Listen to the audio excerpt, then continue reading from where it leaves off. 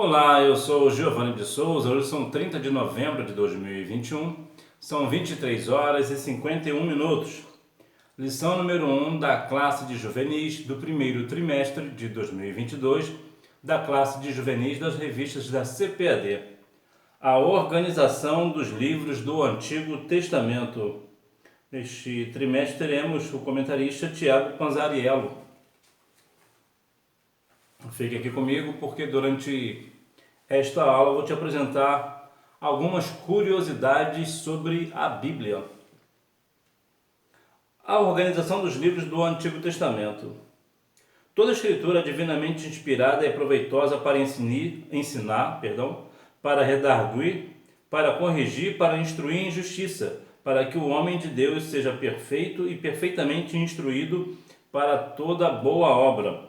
2 Timóteo, capítulo 3, versículos 16 e 17. A Bíblia. Essa revelação divina ocorreu ao longo de séculos de história, envolvendo diversos escritores que, apesar de oriundos de épocas e contextos muito diferentes, estão alinhados quanto à mesma essência e caráter de Deus, pois foram escolhidos por eles. É muito interessante nós observarmos que a palavra do Senhor, ela demorou cerca de 1.600 anos, e vemos aqui que ela foi escrita por pessoas de tempos completamente diferentes, épocas diferentes, culturas diferentes. No entanto, ela está na mesma essência. Tudo é segundo a vontade do Senhor, tem a mesma essência, o mesmo caráter. A Bíblia não entra em contradição. É bem verdade que temos alguns textos bem complexos que dá até margem para mais de uma interpretação. Entretanto, vemos que durante todo o tempo que a Bíblia foi escrita, ela foi divinamente revelada. Foi Deus quem revelou, foi Deus quem trouxe à existência a palavra dele, a sua palavra. Então veja que Deus usou pessoas de tempos diferentes, culturas diferentes, mas que foram todas escolhidas por Deus, pessoas falhas como eu e você. Então veja que o Senhor, ele chamou pessoas, capacitou pessoas para escrever a sua palavra. O tempo de escrita. A Bíblia passou por um processo de formação que demorou desde o seu primeiro até o seu último escritor, aproximadamente 1.600 anos para ser concluído. Foram quase 40 escritores. Por todos esses anos a Bíblia resistiu, perseverou e sua mensagem chegou às nossas mãos, mesmo com tantas tentativas para destruí-las. É interessante como as pessoas têm um desejo de destruir a palavra do Senhor. Já existiam no passado e existem no presente. Temos, por exemplo, principalmente aqui no Brasil, pessoas que até formadores de opinião, artistas, e que falam, alguns dizem que a Bíblia é uma piada, outros dizem que a Bíblia é um conto de fadas, outros falam tantas e outras coisas acerca da palavra, tudo para que nós venhamos duvidar da palavra, porque o adversário, ele não precisa que ninguém não creia na palavra. Se a pessoa duvidar, para ele já é um bom negócio. A Bíblia vai nos falar em Romanos 10:17 que a fé vem pelo ouvir e o ouvir pela palavra. Então as pessoas têm uma tendência de dizer não para a Bíblia. Por que não? Porque a Bíblia, ela vai contra o nosso desejo, contra a vontade daquilo que nós queremos fazer. Todas as vezes que você quer fazer algo, ou eu quero fazer algo, e nós abrimos a Bíblia, veremos que ela vai sempre nos contestar, vai sempre apontar o nosso erro, o nosso pecado, a nossa falha, o pensamento errado que temos naquele momento. Então veja que a palavra do Senhor, apesar de todas as tentativas de derrubá-la, ela persiste até hoje e ela irá perdurar para todo sempre. A Bíblia diz em Isaías 55:11 que a palavra do Senhor não volta vazia sem cumprir o que lhe apraz, antes prosperará naquilo que ela foi enviada. O Antigo Testamento. Além disso, o Antigo Testamento não é apenas uma narrativa histórica, trata-se da revelação que Deus faz de si mesmo ao homem relacionando-se com ele. O Antigo Testamento não mostra apenas os grandes feitos de Deus através de milagres e alianças. Ele também foca na maneira extraordinária em que o Todo-Poderoso escolheu homens comuns, cheios de falhas e defeitos para usá-los, tanto na formação do seu povo, Israel, como no cumprimento de seus propósitos gloriosos. Deus usou profetas completamente falhos para falar da sua palavra.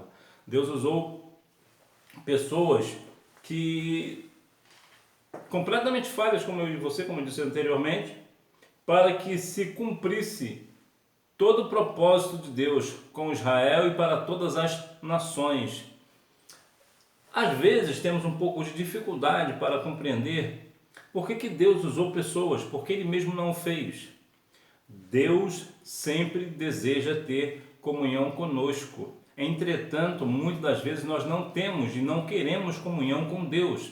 Muitas das vezes, já falei aqui em algumas outras oportunidades, eu vou voltar a dizer, não importa somente a pessoa ter conhecimento da palavra, ter conhecimento da Bíblia, precisa também pôr em prática, vivenciar aquilo que a palavra fala. E por que isso? Porque a comunhão é mais importante do que o conhecimento. Vemos alguns casos, por exemplo, de pessoas que estão na igreja, que infelizmente por uma situação ou outra não sabe ler nem escrever, mas tem comunhão com o Senhor. Então quando a pessoa fala, Deus faz acontecer.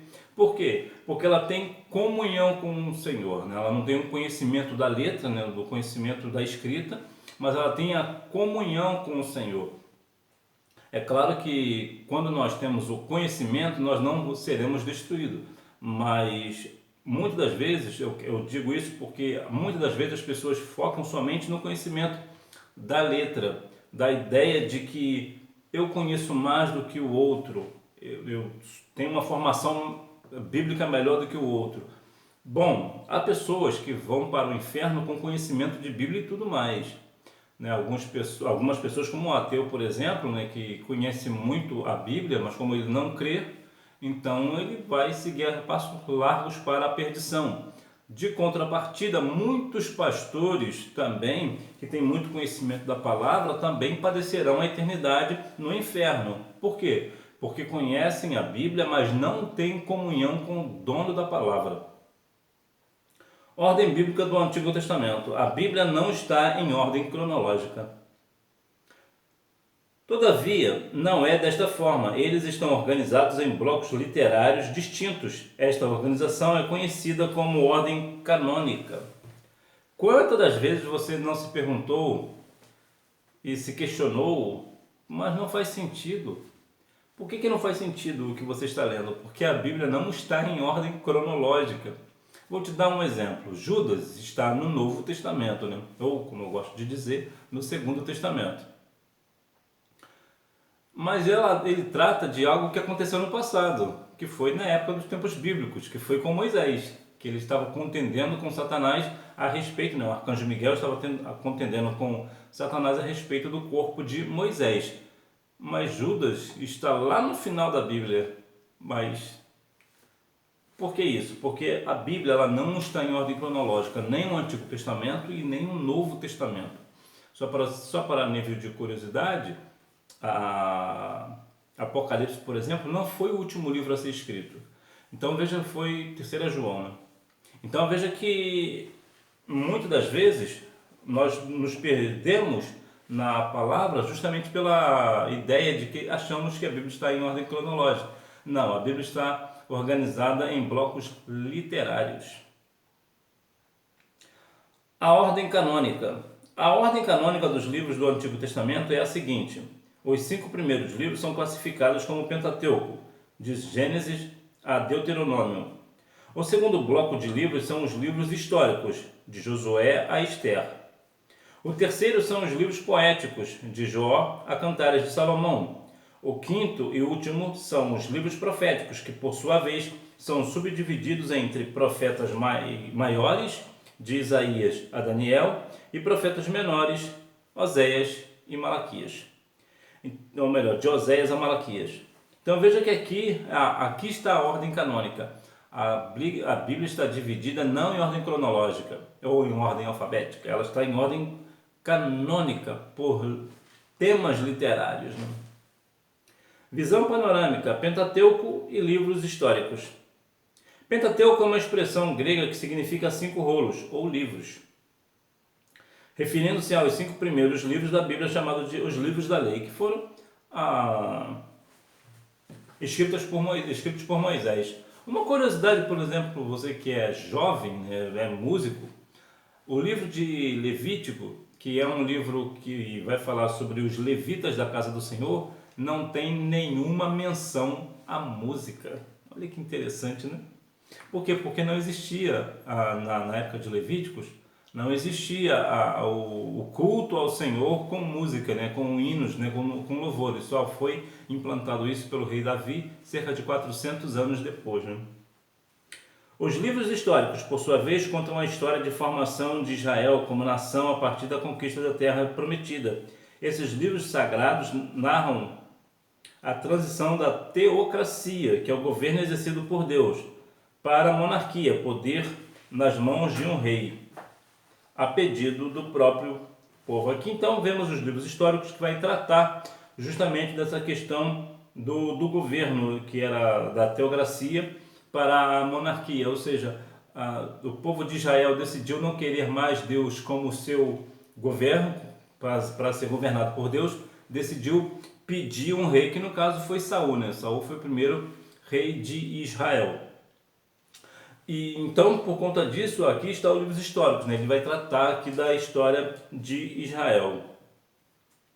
Livros poéticos e livros proféticos.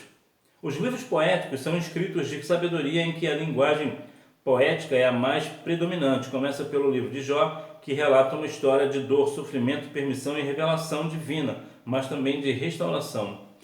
Jó é a segunda pessoa que mais sofreu na Bíblia, ele só perde para Cristo. Jó teve uma vida completamente terrível, né? Na parte, ele era um homem íntegro diante do Senhor, entretanto, com permissão de Deus, Satanás tocou em sua vida. E vemos ali o sofrimento de Jó.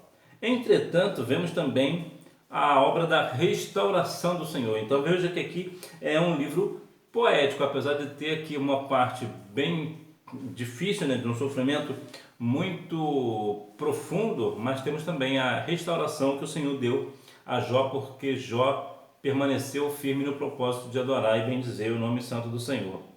O livro de Salmos expressa um pouco do talento e dos costumes do povo de Israel, registrando a maneira como cantava.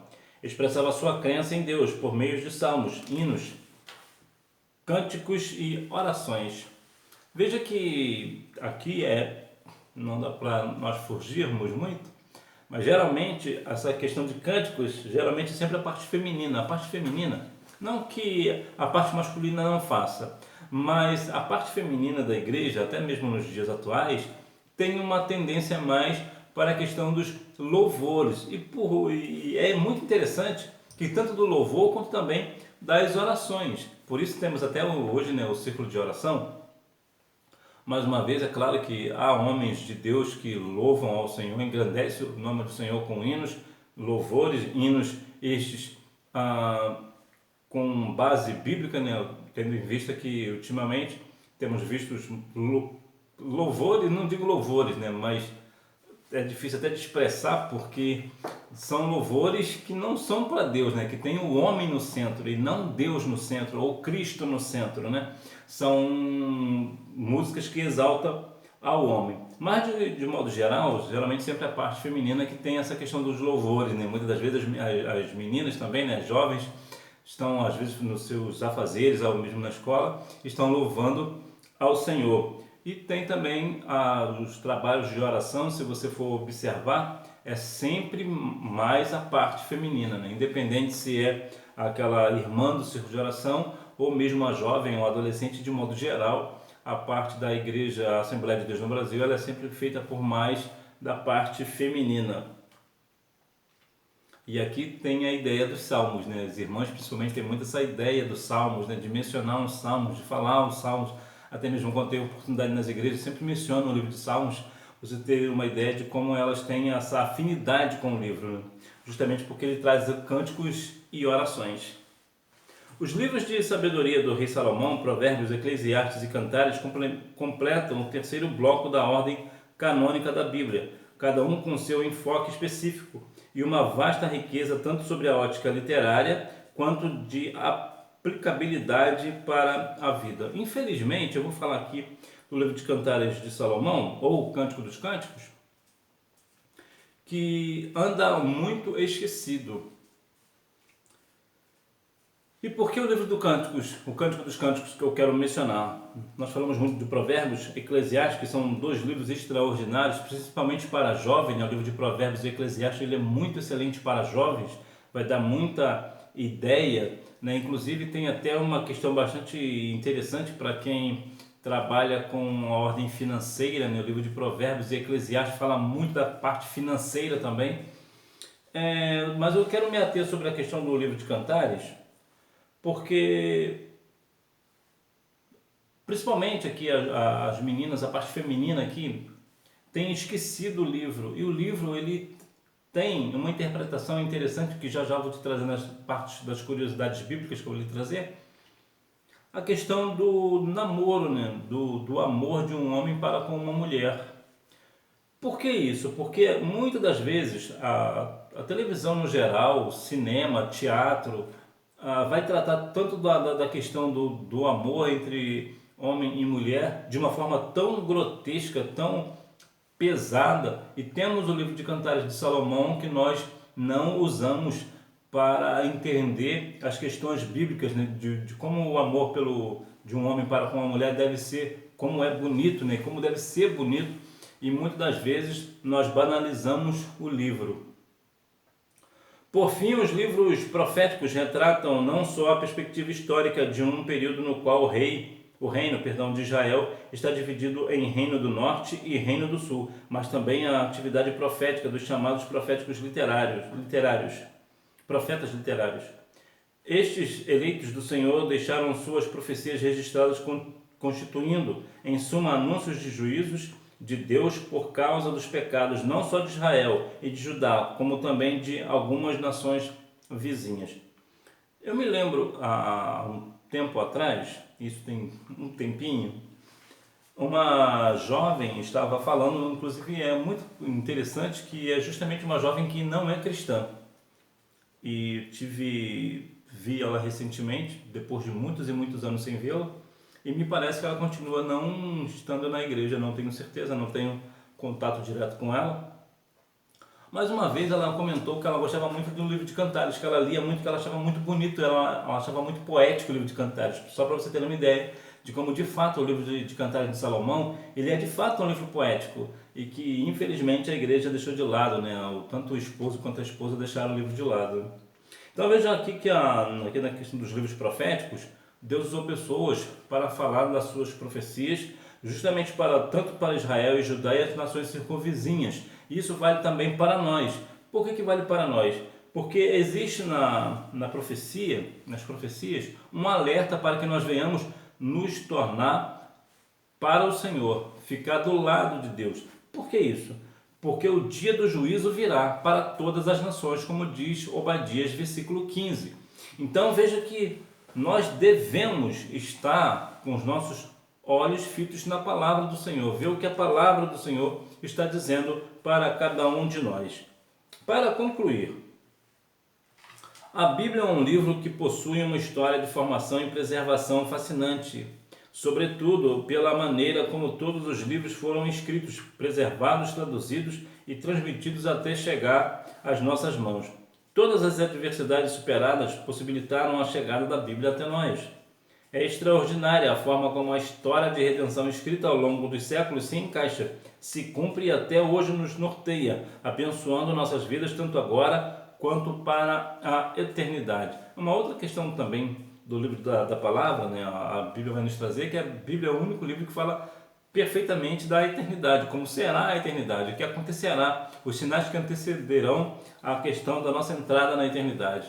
Então veja que a Bíblia ela vai sempre se cumprindo, por mais que as pessoas tentem esconder a Bíblia, né? Algumas pessoas, recentemente uma pessoa disse que A Bíblia precisa ser atualizada. Na verdade, a Bíblia não precisa ser atualizada. E por que não? Como já dizia o William Frank Graham Jr., mundialmente conhecido como Billy Graham, a Bíblia é mais atual do que o jornal de amanhã. Hora da revisão. Resposta número 1. Aproximadamente 1.600 anos. Número 2. O termo Bíblia, derivado do latim, oriunda da palavra grega biblion e da expressão grega ta biblia, taagia, que significa livros sagrados no plural. Número 3. Não. Número 4. É dividido em Pentateuco, livros históricos, livros poéticos e livros proféticos. Número 5, Abraão, Isaac, Jacó, José e Moisés. Então vejo que esta é a organização que nós temos da palavra do Senhor no Antigo Testamento, ou como eu gosto de dizer, do Primeiro Testamento. Eu te falei que ia trazer algumas curiosidades aqui para você. Vamos às curiosidades bíblicas. O Antigo Testamento foi escrito em hebraico, com exceção de algumas passagens em Esdras, Jeremias e Daniel, que foram escritas em aramaico. Deus escreveu somente os 10 mandamentos nas tábuas da lei. Êxodo capítulo 31, versículo 18, Deuteronômio 10, do 1 ao 4. Os demais foram escritos por homens. 42 mil pessoas morreram por não saber pronunciar a palavra Shibolete. Está lá em Juízes capítulo 12, versículos 5 e 6. O primeiro salmo encontra-se em 2 Samuel, capítulo 1, versículo 19 ao 27, de autoria de Davi, em memória de Saul e seu filho Jonatas. 2 Reis 19 é idêntico a Isaías 37, e os salmos 14 e 53 também são iguais. A diferença aqui nos Salmos 14 e 53, que um tem 6 versículos e outro tem 7, mas são idênticos. O maior versículo da Bíblia é Esther 8:9. O livro de Esther menciona o nome de um rei pagão 190 vezes. O Cântico dos Cânticos é o único livro da Bíblia que permite 3 tipos diferentes de interpretação. Deus falando para Israel de forma figurada, Jesus falando para a igreja de forma figurada e o esposo falando para a esposa de forma literal. Os livros de Esther e Cantares de Salomão não mencionam o nome Deus. Jó, capítulo 29, é o meio do Antigo Testamento. O menor capítulo é Salmo 117, com apenas 2 versículos. O Salmo 118, 8, é o meio da Bíblia. O maior capítulo da Bíblia é o Salmo 119, com 176 versículos. A Bíblia de Gutenberg foi a primeira a ser produzida como livro e é a mais cara do mundo. Custa em média 30 milhões de dólares. Um exemplar desta Bíblia. Então que Deus em Cristo continue abençoando a sua vida, que você não deixe de ir à escola bíblica dominical, até porque quem faz a escola é o aluno. Durante todo esse trimestre eu vou te trazer algumas outras curiosidades a respeito da Bíblia Sagrada. Deus abençoe a sua vida e tenha um trimestre cheio da palavra do Senhor. Tchau!